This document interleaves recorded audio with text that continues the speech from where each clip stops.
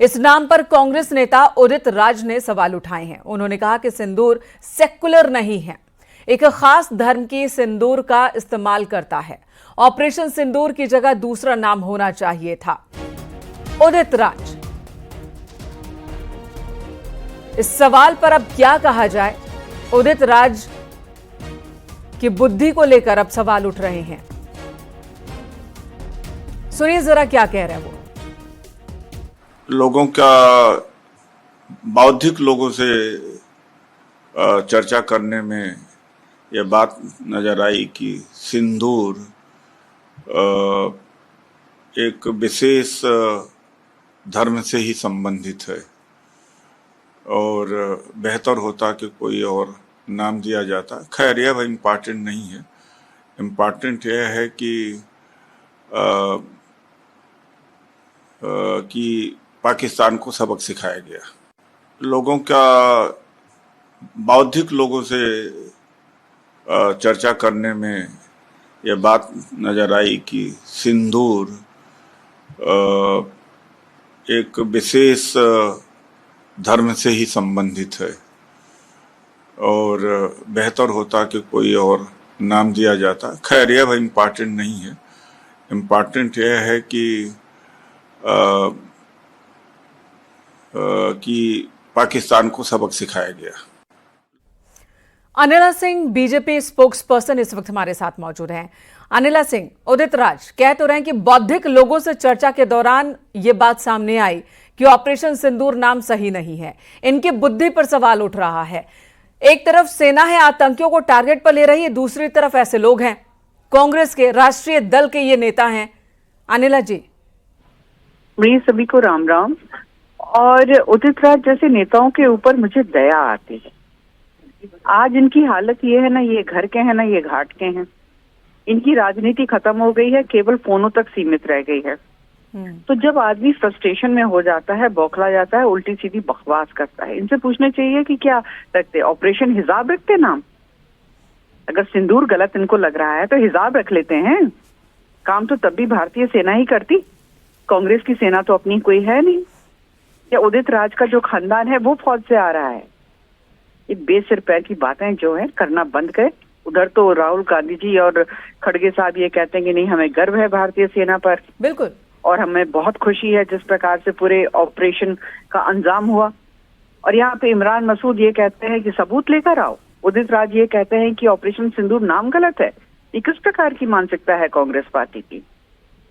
अनिला सिंह, एक तरफ सर्वदलीय मीटिंग हो रही है, कांग्रेस के भी सीनियर लीडर्स वहां मौजूद है, राहुल गांधी है, खड़गे जी हैं जो अध्यक्ष हैं, और दूसरी तरफ कांग्रेस के ये नेता इस तरह की बयानबाजी कर रहे हैं। उदित राज का अलग राग है। इससे पहले राशिद अल्वी ने तो सवाल ही खड़े कर दिए इस पूरे ऑपरेशन को लेकर ही। बिल्कुल, जो जैसे मैंने बताया ना, राशिद अल्वी हो गए, उदित राज हो गए, इमरान मसूद हो गए, इनसे अच्छे तो वैसे ही निकले जो मुसलमानों की राजनीति हमारे राष्ट्र में जरूर करते हैं, परंतु इस समय जो है वो मोदी सरकार के साथ खड़े हुए हैं, भारतीय सेना के साथ खड़े हुए हैं, भारत के साथ खड़े हुए हैं। इस कांग्रेस पार्टी ने सदैव भारत के विरोध में कार्य किया है और उसी प्रकार की जो मानसिकता है झलकती है इनके नेताओं के शब्दों के द्वारा। जी, और अनिला जी, जब आतंकियों ने धर्म पूछकर, नाम पूछकर पत्नियों को छोड़ा, पति को मारा, यहां सिंदूर से ताल्लुक है, सुहाग से, और जब आतंकियों ने इस तरह से अटैक किया तो ऑपरेशन सिंदूर से दिक्कत हो रही है उदित राज को। क्योंकि इनको भारतीय संस्कृति और भारतीय संस्कार के विषय में कोई ज्ञान ही नहीं। अगली बार बिल्कुल अनिला जी, चैनल पर ऐसे ही नेताओं को लेकर के सवाल उठते हैं कि आखिर ये एकजुटता कब दिखाएंगे। आबादी के सबसे बड़े राज्य उत्तर प्रदेश सरकार के 8 साल बेमिसाल जैसे अभियान को एक गति देने के लिए यहां पर आयोजित किया गया है। मैं इसके लिए हृदय से भी धन्यवाद एसोसिएशन को देता हूं। बहनों और भाइयों, जेम एंड ज्वेलर्स भारत की अर्थव्यवस्था में एक बड़ा योगदान देता है। अगर हम भारत की जीडीपी को देखेंगे तो भारत की जीडीपी में 7% का योगदान पूरे देश के अंदर जेम एंड ज्वेलर्स के द्वारा दिया जाता है। देश के अंदर गोल्ड इंपोर्ट में भी इंपोर्ट ड्यूटी जो लगती है, उस इंपोर्ट ड्यूटी में भी एक अच्छा खासा इंपोर्ट ड्यूटी भारत को प्राप्त होता है। और जीएसटी के माध्यम से भी जब एक एक उपभोक्ता इससे बने हुए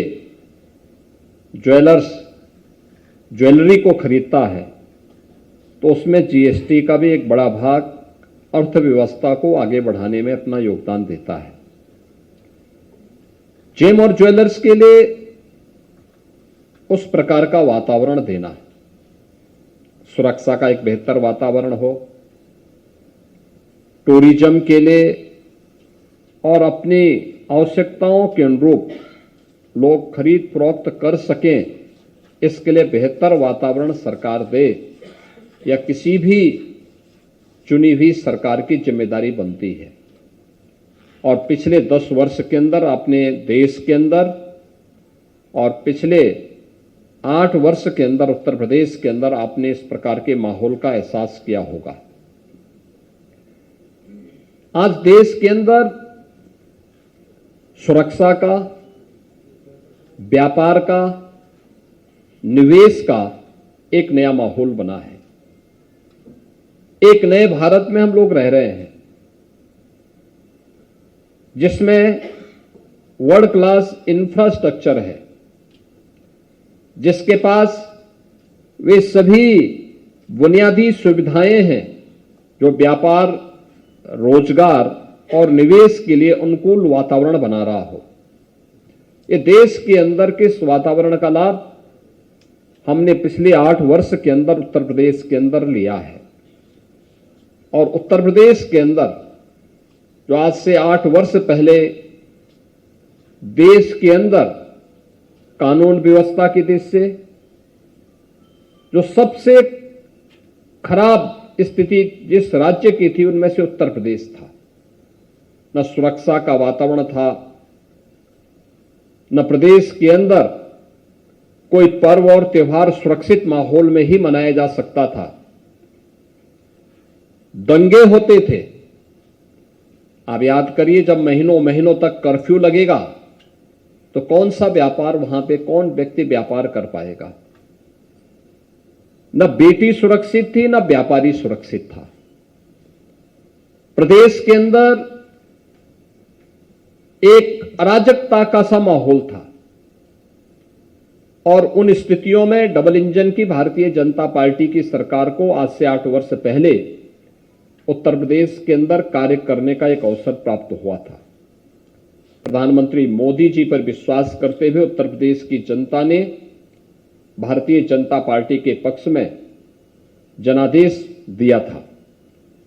और पिछले 8 वर्ष के अंदर आपने देखा होगा, आज उत्तर प्रदेश न केवल दंगा मुक्त हुआ है बल्कि माफिया मुक्त भी हुआ है। आज उत्तर प्रदेश पर्व और त्योहार किसी भी जाति, मत, मजहब और संप्रदाय के हो, सभी पर्व और त्योहार शांतिपूर्ण तरीके से मनाए जाते हैं।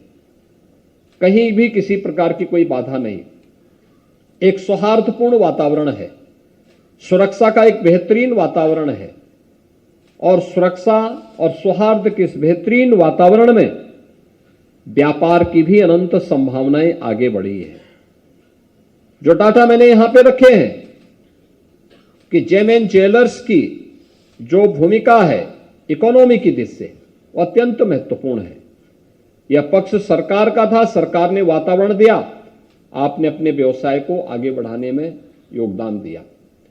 लेकिन हमें याद करना होगा, जेम एंड ज्वेलर्स का क्षेत्र एक ऐसा क्षेत्र है जिसमें हमें समाज की डिमांड के अनुरूप उस प्रकार के प्रोडक्ट के लिए तैयार होना होगा। उसके लिए उस प्रकार की डिजाइन देना, उस प्रकार की तकनीक को अपनाना, उसकी पैकेजिंग को उस रूप में बेहतरीन पैकेजिंग के साथ उसे मार्केट में उपलब्ध करवाना और उसकी उपलब्धता भी हो, यह अत्यंत आवश्यक है। और उस दिशा में हम थोड़ा भी प्रयास करेंगे तो उत्तर प्रदेश तो अपने आप में 25 करोड़ की आबादी का एक बड़ा राज्य है, और जो केवल अपने लिए ही नहीं, आसपास के राज्य भी जिसपे अपने व्यापार के लिए, रोजगार के लिए, शिक्षा के लिए, स्वास्थ्य के लिए जिस राज्य पे निर्भर करते हैं वो उत्तर प्रदेश है। यानी मान के चलिए कि 30 करोड़ की आबादी की व्यापार और रोजगार की आवश्यकताओं की पूर्ति, उनके स्वास्थ्य और शिक्षा की आवश्यकता की पूर्ति अकेले उत्तर प्रदेश करता है। तो इस प्रदेश के अंदर उस प्रकार की संभावना हो, इसके लिए मैं India Boolean and jewellers association से कहूंगा कि वह एक अच्छा मॉडल तैयार करें जिसमें जेम एंड ज्वेलर्स का एक पार्क हम यूपी के अंदर बनाने में एक योगदान दे सकें। ये संभावनाएं, इसकी प्रोसेसिंग हो, इसमें नई डिजाइन के साथ उस प्रकार के ज्वेलरी को, उस प्रकार के जेम्स को हम आगे बढ़ाने में आपके साथ मिलकर के तकनीक का योगदान दे सकें, फिर यहां से मार्केट के लिए सप्लाई चेन बना सकें और फिर उसके एक्सपोर्ट की भी व्यवस्था की जा सके। इस दिशा में क्या प्रयास हो सकते हैं, आपके सुझाव, और इस सभी मिलकर के कार्य करेंगे तो आपका व्यापार भी आगे बढ़ेगा। सुरक्षा का वातावरण गवर्नमेंट आपको दे रही है, इसमें कोई संदेह नहीं है। और आपने देखा होगा कि हर प्रकार की सुरक्षा, लेकिन उस सुरक्षा के साथ एक संवाद भी आवश्यक है। मैंने 2 वर्ष पहले प्रदेश भर के अंदर सभी व्यापारिक प्रतिष्ठानों से और सभी बैंकिंग संस्थाओं से भी, अपने गृह विभाग को भी और नगर विकास विभाग को भी इसके बारे में कहा कि देखिए, हमें सेफ सिटी के लक्ष्य को प्राप्त करना होगा। सेफ सिटी का लक्ष्य पुलिस के रिस्पांस टाइम को कम करना। हमने PRB 112 के रिस्पांस टाइम को, जब हम लोग आए थे 25 से 30 मिनट में कोई 112 में कॉल करता था तो तब उनकी PRB वहां पहुंच पाती थी। आज ये 7 से 8 मिनट की है। अगर कहीं कोई कॉल करता है तो 7 से 8 मिनट के अंदर PRB 112 वहां पहुंच सकती है, लोगों की सहायता कर सकती है। साइबर अपराध को रोकने के लिए 17 के पहले प्रदेश में मात्र 1 थाना था और आज सभी 75 जनपदों में साइबर फ्रॉड को रोकने के लिए एक थाना, हर जनपद में एक थाना है और हर थाने में एक हेल्प डेस्क भी बनाई गई है। फॉरेंसिक अपराध को रोकने के लिए भी प्रदेश सरकार ने हर जनपद में थाने भी उपलब्ध करवाए हैं और उसकी लैब्स भी स्थापित की है।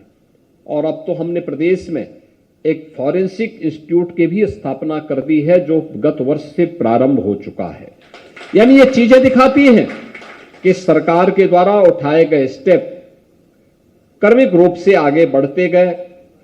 आज प्रदेश सुरक्षा के एक बेहतरीन वातावरण में रह रहा है तो व्यापार और निवेश का भी एक बेहतरीन वातावरण प्रदेश के अंदर बना है। सेफ सिटी के लक्ष्य को प्राप्त करते समय मैंने सभी प्रतिष्ठानों से कहा था कि देखिए, आपका योगदान इसमें महत्वपूर्ण होगा। हम गृह विभाग से और नगर विकास विभाग से तो CCTV कैमरे लगाएंगे, आप भी लगवाइए अपने प्रतिष्ठान में। और अब तो इसमें टेक्नोलॉजी बहुत इंप्रूव हो चुकी है, क्योंकि पहले होता क्या था, हम CCTV कैमरा लगाते थे, DVR लगाते थे, तो जो चोर डकैत या लुटेरा आता था वो DVR को सबसे पहले अपने कब्जे में लेता था, जिससे कोई भी रिकॉर्ड किसी के हाथ में ना आने पाए।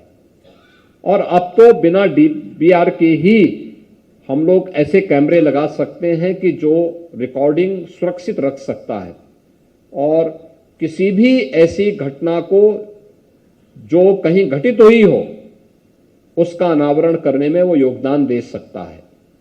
चाहे वह सुल्तानपुर की घटना रही हो, चाहे वह आगरा की घटना रही हो, या प्रदेश के अंदर कहीं भी कोई इस प्रकार की घटना घटित होती है, अनावरण होने में अब कोई समय नहीं लग सकता है, क्योंकि यह तय है कि जिसने भी दुस्साहस किया उसके दुस्साहस को उत्तर प्रदेश पुलिस चकनाचूर कर सकती है कुछ ही मिनटों के अंदर।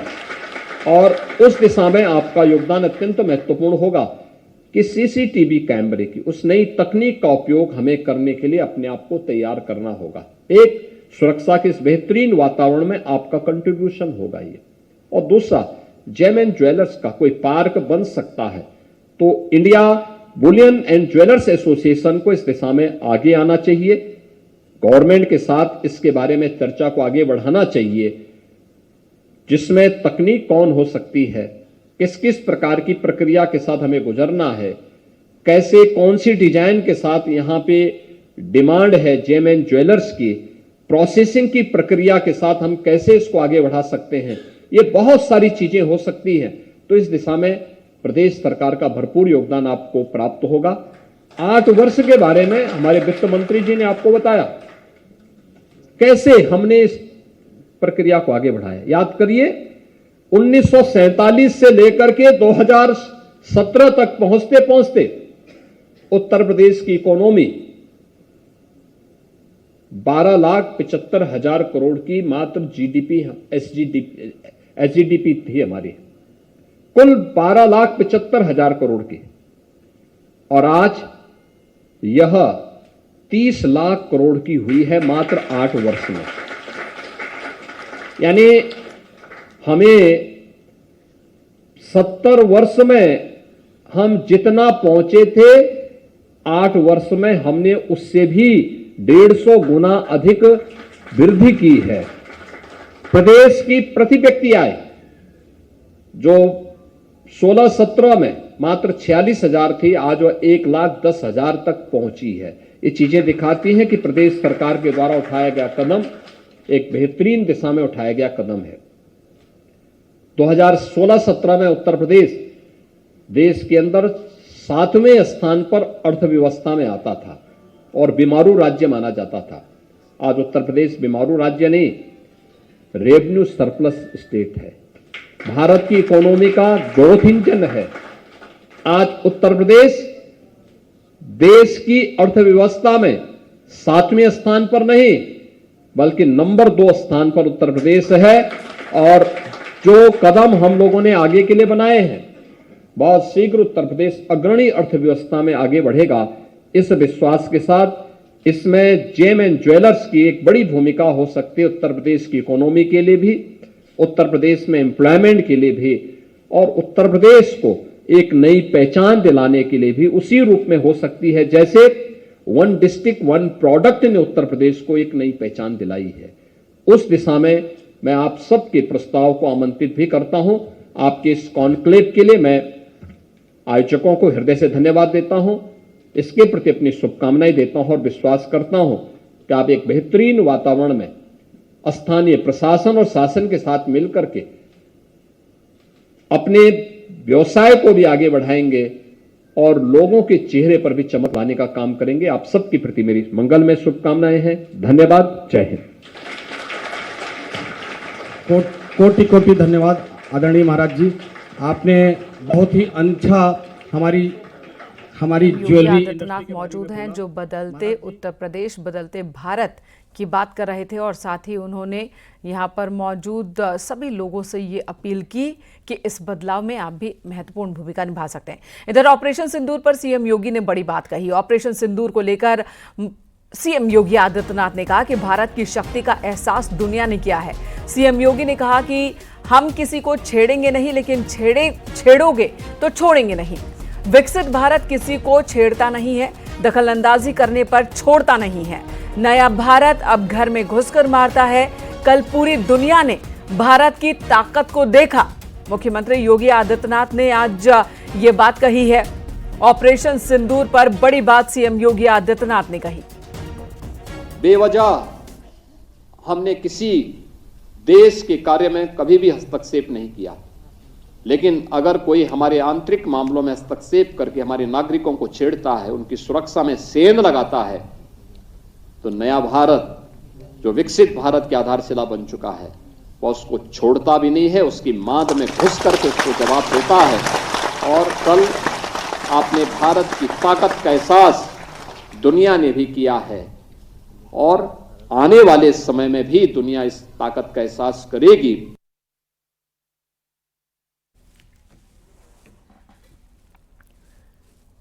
उधर पुंछ में एलओसी पर पाकिस्तान की ओर से सीज फायर का उल्लंघन लगातार जारी है। पाकिस्तान की ओर से फायरिंग की गई 15 लोगों की मौत की खबर है। ये सिविलियन हैं।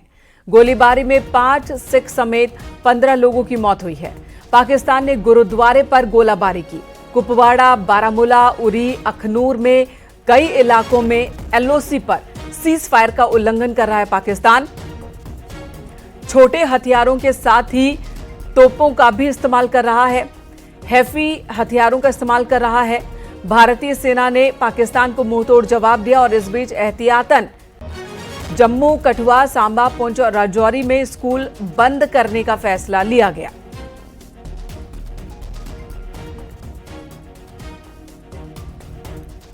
गुरुद्वारे के मैनेजर भूपिंदर सिंह ने न्यूज 18 को बताया कि अमरीक सिंह जो गुरुद्वारे में कीर्तन कर रहे थे और वहां से लौट रहे थे, पाकिस्तान की कायराना हरकत में उनकी जान गई है। रात से लेकर अगले दिन दोपहर तक पाकिस्तान की तरफ से बार बार गोली और फायरिंग जो थी वो होती रही, जिसमें अमरीक सिंह जो कि गुरुद्वारे के अंदर कीर्तन करते थे, कीर्तन कर घर लौटे थे। जैसे ही वो घर पहुंचे तो उनके घर में अंधाधुंध फायरिंग और गोले बरसे, जिसकी वजह से अमरीक सिंह की जान चली गई। पहलगाम हमले का बदला नहीं लिया जाता तो वो जख्म नहीं भरे जाते, क्या कहेंगे आप? पहलगाम के जो हादसा हुआ इसमें ज़रूरी था कि इसका बदला लेना बहुत ज़रूरी था, जिसमें तकरीब बहुत सारे लोगों की, निर्दोष लोगों की जाने गई थी। बिल्कुल। अब पाकिस्तान की फौज थी, उन्होंने पुंछ के रिहायशी स्थान पर जो बम बरसाए, जिसमें अनेक जो धार्मिक स्थान थे, जिसमें गीता भवन पुंछ था, गुरुद्वारा साहब था, जिसमें गुरुद्वारा साहब के जो ग्रंथी थे, एक तबला मास्टर थे, वो जब कीर्तन करके बाहर लौट गए थे तो उनका जान गए। इसके अलावा तकरीबन 11-12 लोगों की जान गए।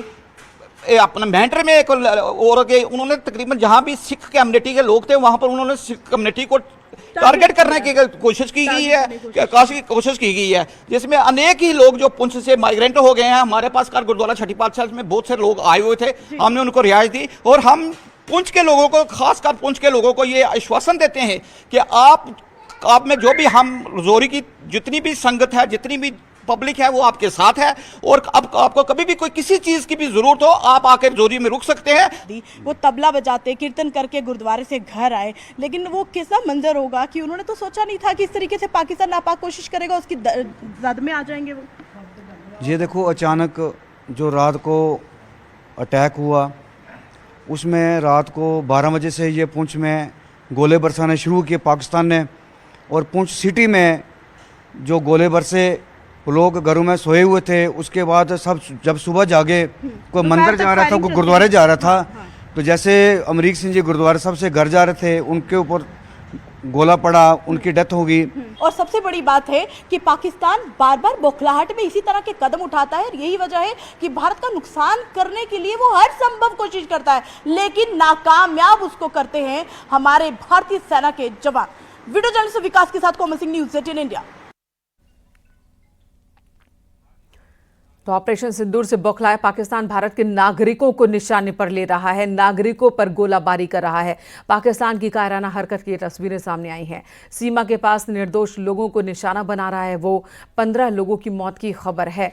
इस वक्त टीवी स्क्रीन पर आप देख रहे हैं पुंछ, राजौरी, कुपवाड़ा, उरी और मेंढर की ये तस्वीरें, जहां पर लगातार पाकिस्तान की ओर से सीज फायर का उल्लंघन हो रहा है।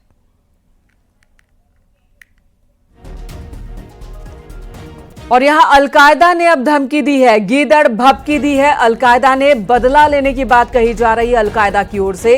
अलकायदा के कैंप पर हमले को मुसलमानों पर हमला बताया है अलकायदा ने।